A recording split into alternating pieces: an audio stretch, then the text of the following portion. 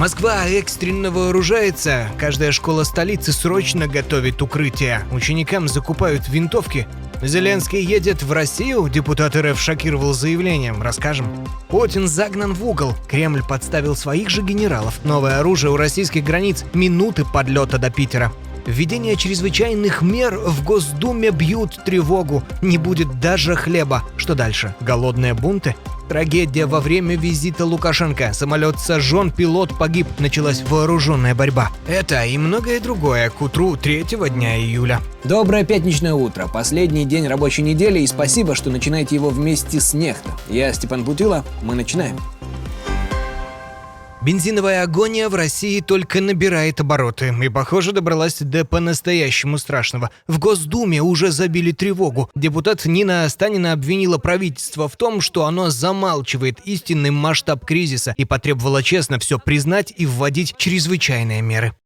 Почему ответственный вице-премьер не скажет честно, что почти треть НПЗ выведена из строя? Почему в преддверии уборки урожая молчат министр сельского хозяйства и курирующий его вице-премьер? Ведь страна может остаться без хлеба, что в условиях международных санкций смерти подобно.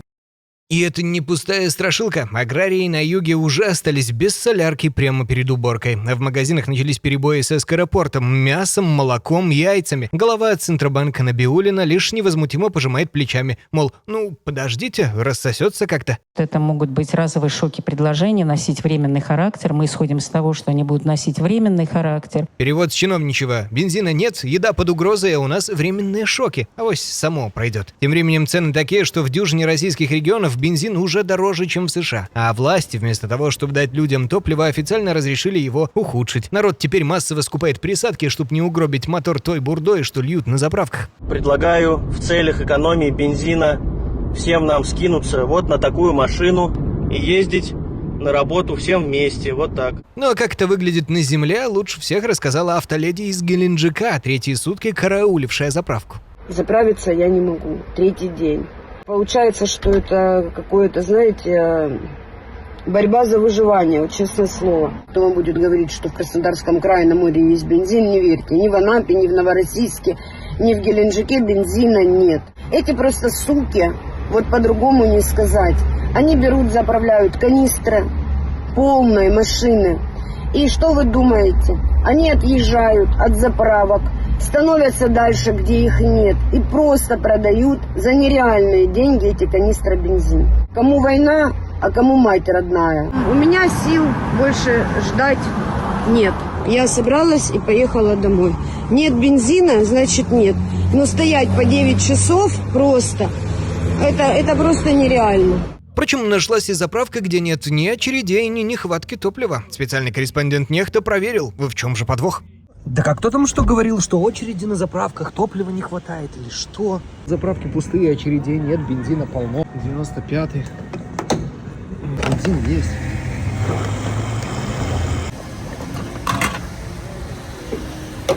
Никаких очередей нет, да все нормально.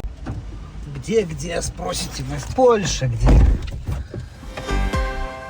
Вот чего Путин точно бы не хотел: нового ядерного оружия под самым носом. А получил именно его. Затевал войну под лозунг «отодвинуть НАТО от границ», а придвинул угрозу вплотную. Литва вслед за Финляндией вычеркивает из Конституции запрет на оружие массового поражения, чтобы США или Франция могли в случае чего за часы перебросить туда ядерные боеголовки. Финляндия запрет уже сняла с 1 июля. Раньше Балтика была безъядерной зоной, и теперь у российских границ вот-вот появятся боезаряды в минутах подлета до Питера и Москвы. Отодвинул угрозу, называется, сам себя в кольцо загнал.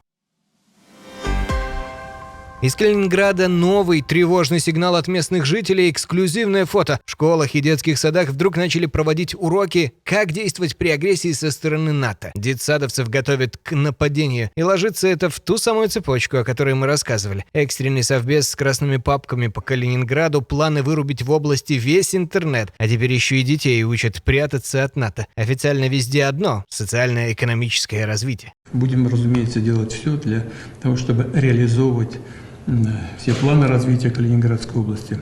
Вот только ради развития детсадовцев к войне не готовят. Что затевается в этом натовском анклаве, остается гадать. Может, паранойя и показуха, а может, то, о чем нам знать пока не положено. Собрать ребенка в школу нынче в России – это вам не тетрадки закупить. Полюбуйтесь, к какому учебному году готовится подмосковная школа. Одна заказывает проект подземного бомбоубежища с вентиляцией и все как положено. Другая подключается к спецканалам для сигналов гражданской обороны и ЧС. Спортшкола «Зубрёнок» прикупает детали для двигателей дронов, а до того устраивала фестивали беспилотников и зазывала на контракт. Еще одна закупает винтовки с патронами и мишенями. Объясняют, конечно, невинно. Винтовки и спортинвентарь для Олимпиады по ОБЖ. Убежище на всякий случай. Вот только этот всякий случай в стране, что сама развязала войну, приходит все чаще. Детей со школьной скамьи приучают к бомбоубежищам, дронам и стрельбе. Растят не выпускников, а призывников. А пока приближенные вывозят добро подальше, сам Путин, наоборот, подтягивает родню поближе, к кормушке. Он ввел в свой совет по нацпроектам двоюродную племянницу Анну Цивилеву. Девичья фамилия Путина, папа двоюродный брат президента, муж, по случайному совпадению, министр энергетики. Семейный подряд крепчает, пока для чужих сыновей у режима есть окопы, для своих теплые кресла в Кремле. Вот она, меритократия по-путински. Фамилия важнее заслуг. А вот здесь вышло бы забавно, если бы не было так цинично. После кровавого удара по Киеву, где под завалами гибли спящие семьи, кремлевский рупор Песков озвучивать людоедскую версию «били только по военным объектам» от себя лично не рискнул и ловко перевел стрелки. Утром сегодня во время собственно, ежедневного доклада Верховному главнокомандующему начальник Генштаба Герасимов также доложил о результатах массированного ответного удара вооруженных сил Российской Федерации по Киеву, другим населенным пунктам в контексте ударов, конечно же, исключительно по военным или околовоенным объектам. Уловили маневр? Не мы били по военным, а это Герасимов так доложил. Мол, с меня взятки гладкие, я лишь пересказываю. Похоже, даже в Кремле уже понимают, какое это дно. Оправдывать удар по жилым многоэтажкам заранее готовят стрелочников. А дальше Песков привычно свалил все на эскалацию Европы и пригрозил усиливать давление на Киев, то есть бить дальше. Виноваты, как всегда, все вокруг, кроме тех, кто нажимает на кнопку.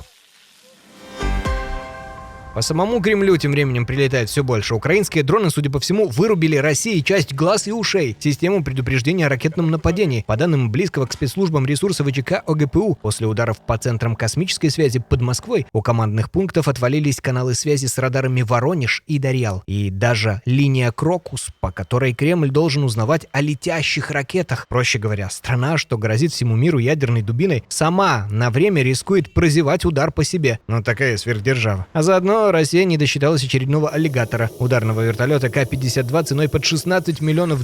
Сбили его или сам упал. Кремль привычно молчит, но Z-каналы уже поставили скорбные смайлики и царствие небес. Экипаж, как водится, отправился следом за машиной в вечный путь. Одним хищником в небе стало меньше.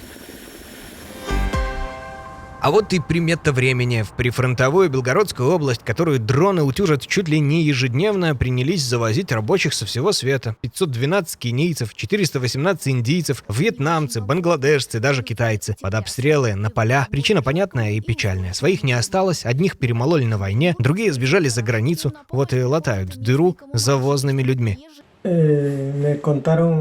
Нам обещали работу, охранять нефтяные объекты, а заставили подписать контракт с враньем и бросили в армию. Отправили на штурм умирать. Не дайте себя обмануть, это ловушка. Настоящее импортозамещение, только замещают уже самих россиян. А этот же пестрый интернационал все чаще всплывает и на фронте. Кенийцы, непальцы, латиноамериканцы идут воевать за русский мир. Правда, воюют так себе, охотнее всего сдаются в плен. Приехали. Очередной автобус с белорусами и снова под ударом. Где-то мы это уже слышали. Второй раз за 2 недели дрон накрывает граждан третьей страны. И опять на российской территории. Накануне беспилотник прилетел в боковое стекло рейсового автобуса Минск-Гомель-Анапа прямо на таможенном погранпереходе в Брянской области. 3 человека пострадало. А ведь всего 2 недели назад в тех же краях дрон угодил в автобус с белорусскими детьми-футболистами. Тогда погибла женщина, 6 детей были ранены. И ездить все равно продолжили. И надо запретить всякие поездки без государственного на то надзора и разрешения. Впрочем, России и брянскому губернатору уже все ясно, виновата Украина. Вот только зачем Киеву дефицитным дроном бить по автобусу на российском КПП? Военного смысла ноль, а вреда себе выше крыш. Зато Кремлю это подарок. Идеальный повод завопить, что война на пороге Беларуси, и еще больше дожимать Минск на закрытие границ или ввод войск. Похоже, кого-то очень тянет силком втащить Беларусь в войну, и белорусов для этого не жалко. Трагедия в Индонезии во время визита Лукашенко. Сгорел самолет, пилот погиб. Нет, борт не его, беда на другом конце страны, в Папуа, где годами воюют местные сепаратисты. На этот раз они сожгли самолет и убили американского пилота, но примета-то работает как часы. Куда прилетает белорусский бедовый дед, там непременно что-нибудь дополыхнет. Ливни страшные прошли. Вы просили, я сделал. Судите сами. Заявлялся в Кению. Перед самым его прилетом всю страну накрыл тотальный блэкаут. Свет вырубило даже в аэропорту. В итоге в стране он пробыл 3 часа. Был в Пакистане. Там внезапные огромные протесты, войска и стрельба на улицах. Чуть премьера не свергли. Что ж, следующая остановка на минуточку — Мьянма, где идет гражданская война. Туда он впишется идеально. Там и без него полыхает. Тем временем свежая политическая интрига из России. Оказывается, на осенних выборах в Госдуму у «Единой России» появился неожиданный соперник – сам Владимир Зеленский. По крайней мере, так теперь выходит по логике депутата Олега Матвеичева. Перед российским избирателем, по сути, теперь стоит простой выбор. С кем он? С Путиным или с Зеленским? Если с Путиным, голосуют за «Единую Россию». Если с Зеленским, голосуют против нее. Третьего не дано. Выходят, все прочие партии, коммунисты, ЛДПР, новые люди, тайно окопались в Киеве. Дожили, чтобы удерживать власть единороссам уже мало пугать Западом. Теперь и главным соперником на своих же выборах назначен Зеленский. Осталось только вписать его в бюллетень. Закончим маразмом дня. Российская цензура добралась до губки Боба. В детском мультике кому-то почудилось лишнее в безобидной радуге, которую герой рисует руками. И ее старательно перекрасили в невзрачную желтую дугу. Все, что нам требуется — воображение.